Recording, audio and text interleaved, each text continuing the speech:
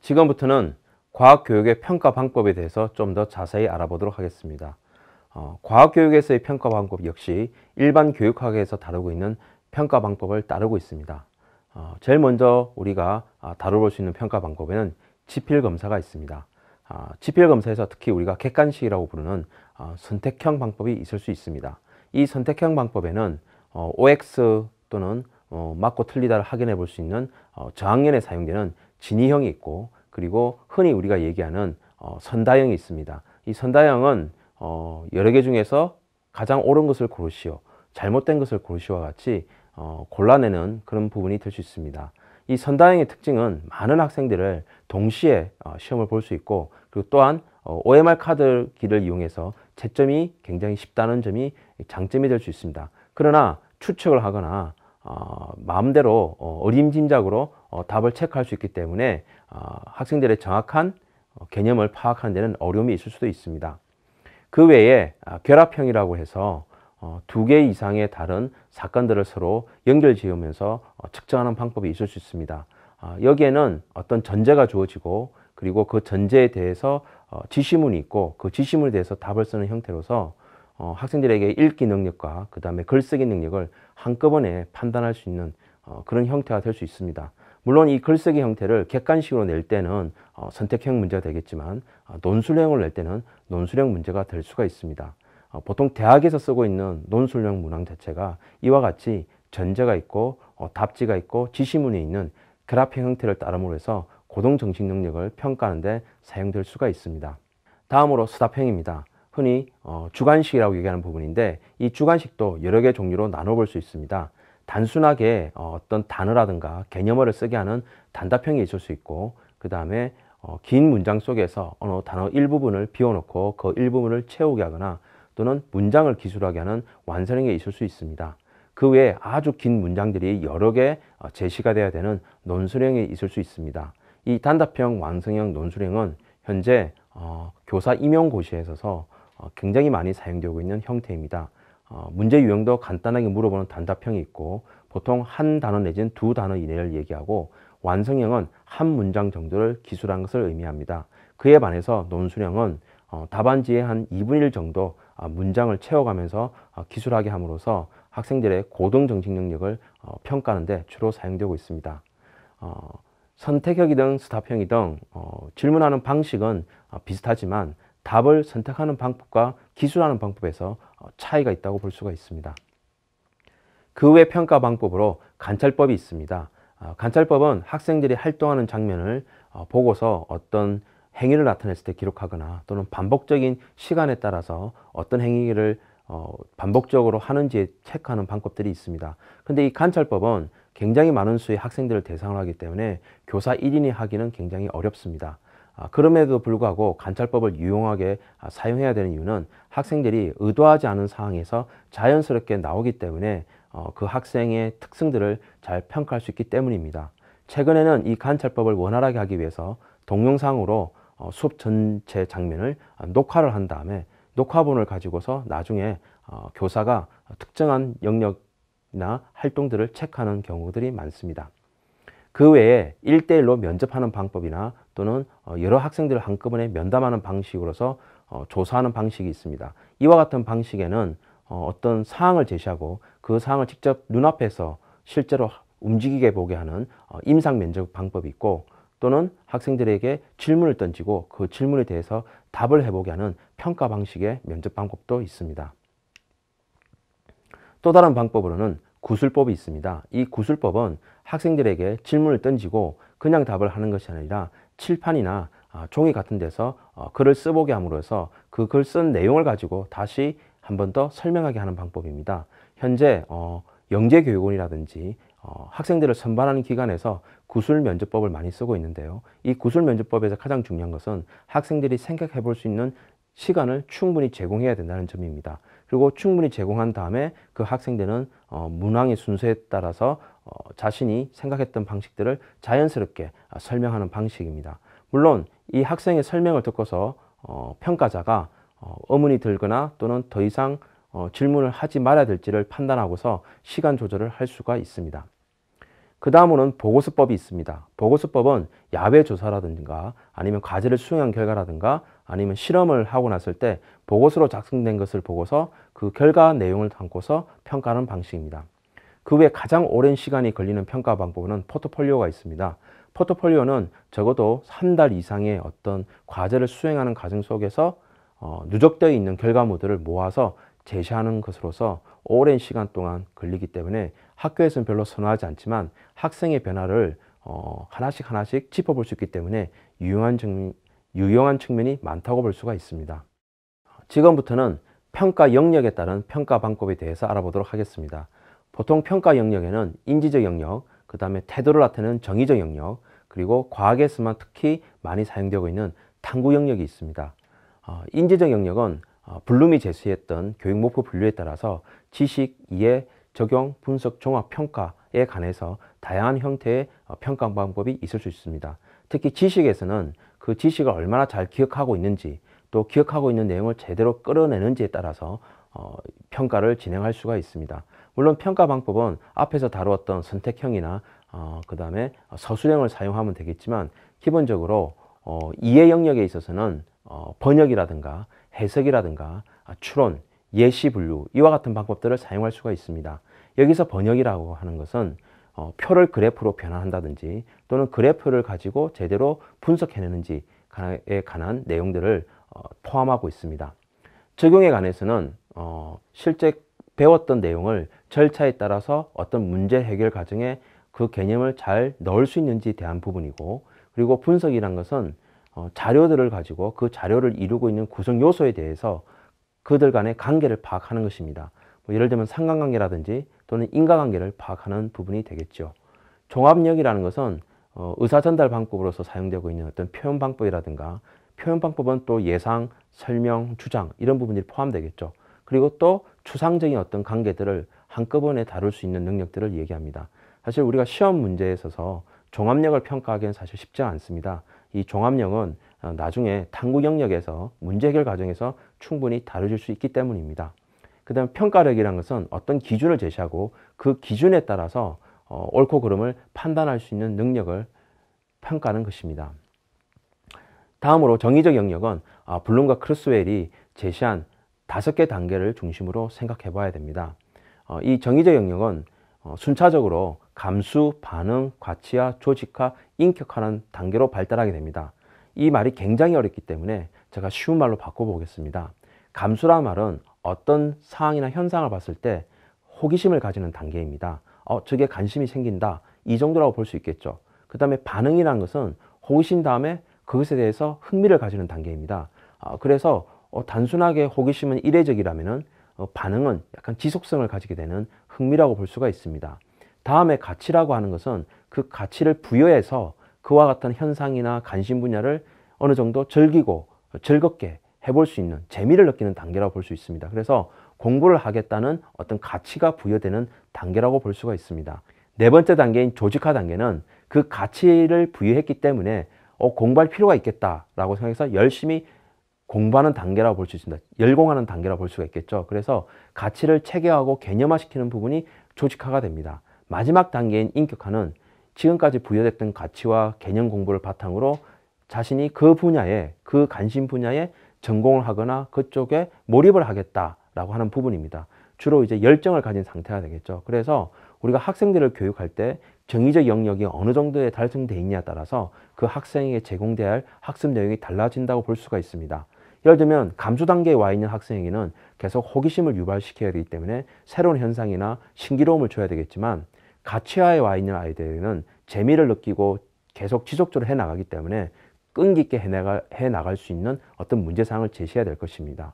인격화를 가진 아이들에게는 뭔가 이 부분에 대해서 전공하거나 열정을 가지고 직업화시키려고 하기 때문에 그와 관련된 전문가들의 연결이라든가 이와 같은 부분들이 지속이 돼야 되는 부분이죠. 그렇다면 평가는 어떻게 할 것이냐? 그 학생이 어느 단계에 있는지를 파악하는 것이 평가가 되겠죠. 이 정의적 영역을 평가하는 방법에는 보통 스스로 점검해보는 지필평가 형태가 있을 수 있습니다.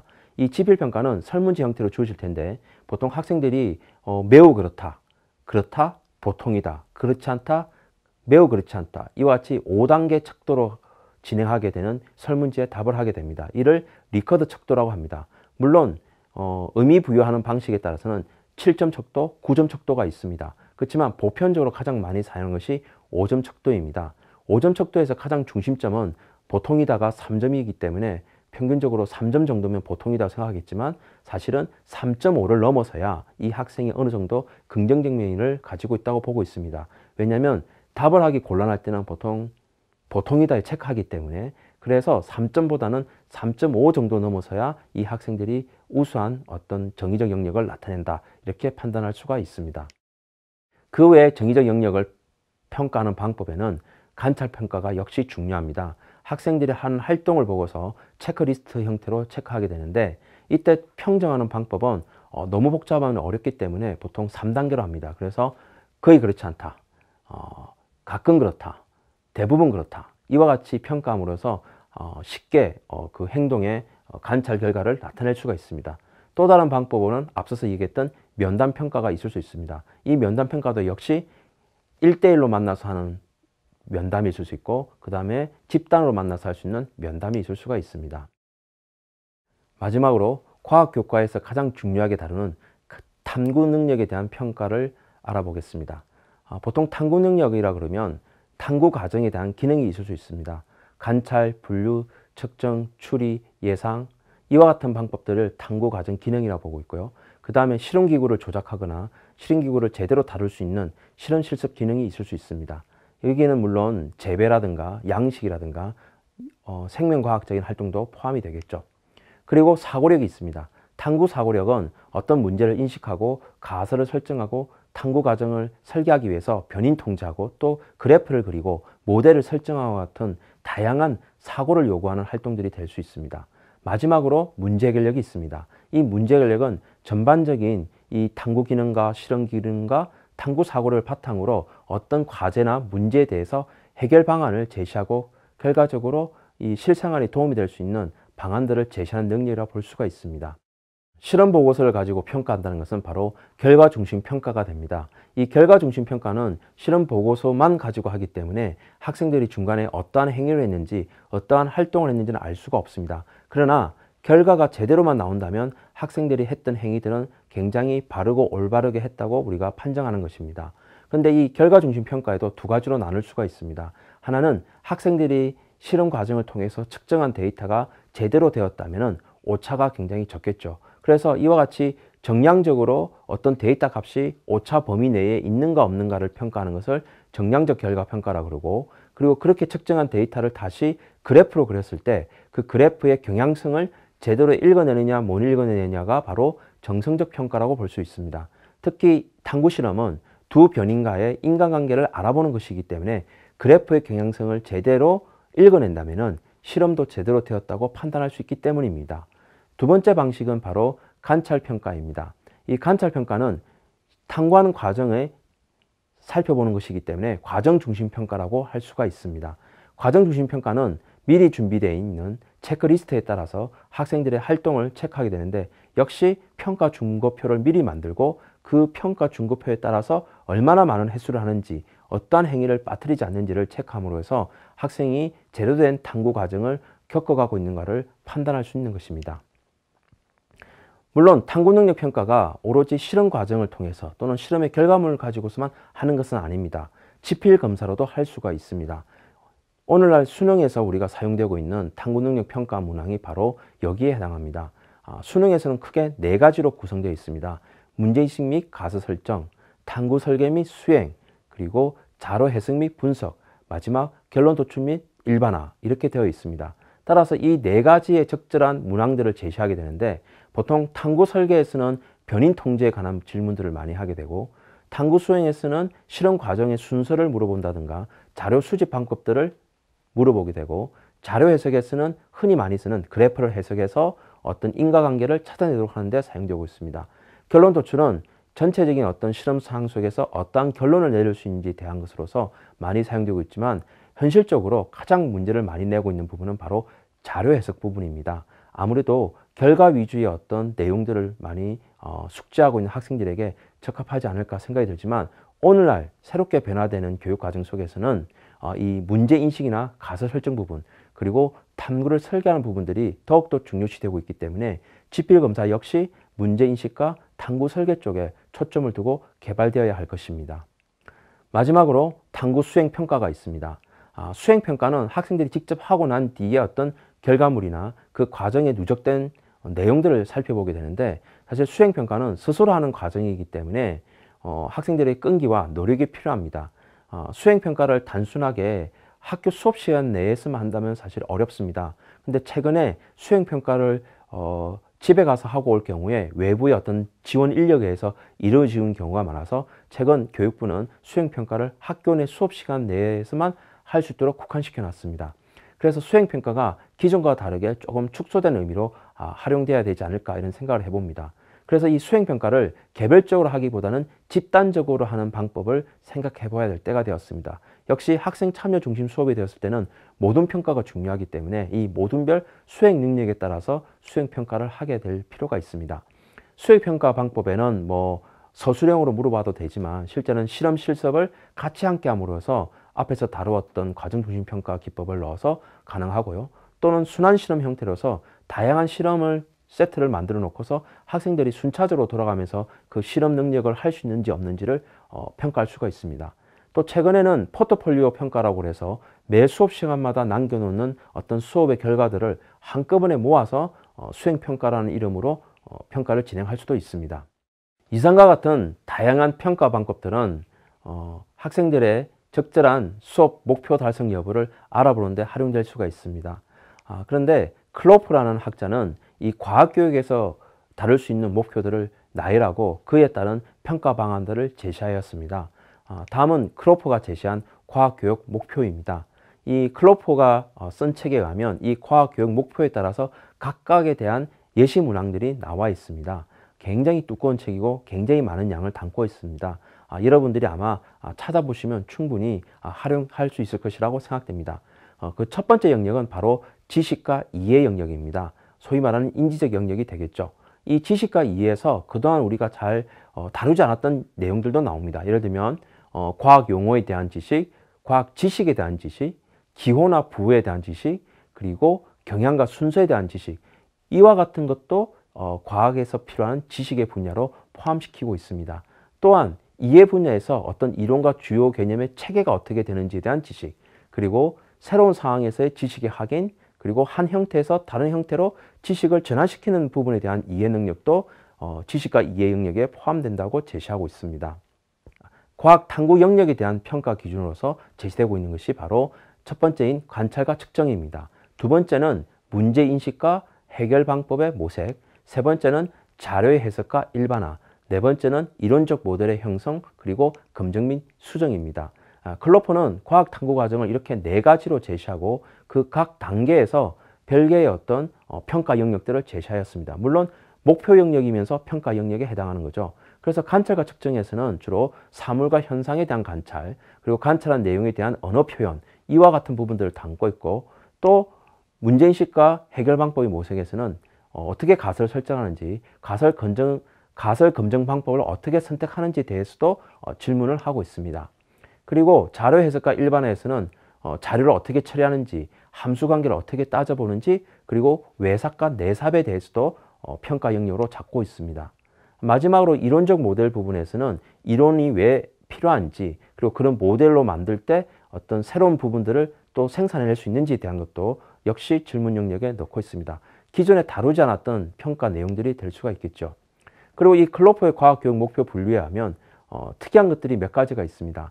첫 번째는 과학 지식과 과학적 방법의 적용입니다. 사실 이 부분이 과학의 본성에 대한 부분으로서 과학교육 목표에 포함된다는 것을 명시하였고요. 그 다음에 매뉴얼 스킬이라고 하는 실행기구를 다룰 수 있는 조작 기능, 그리고 태도와 흥미, 그리고 지향이라는 것을 제시하였습니다. 태도와 흥미는 역시 정의적 영역에 대한 것으로서 과학에 대한 긍정적인 태도, 과학 탐구에 대한 어떤 흥미에 대한 내용들을 어떤 식으로 평가를 할 수 있는지에 대해서 제안하였습니다. 마지막인 지향은 이것도 과학 본성에 대한 것이라고 볼 수 있습니다. 과학사에서의 어떤 역사관, 그 다음에 과학기술과 사회관계, 심지어 경제발전 관계에 대해서도 어떤 식으로 평가가 가능한지를 제시하였기 때문에 클로프의 과학교육 목표 분류에 관한 책들을 참고하시면 훨씬 더 풍부하게 평가 내용을 메꿀 수 있을 것이라고 여겨집니다. 지금까지 과학교육에서 평가에 대해서 알아보았는데요.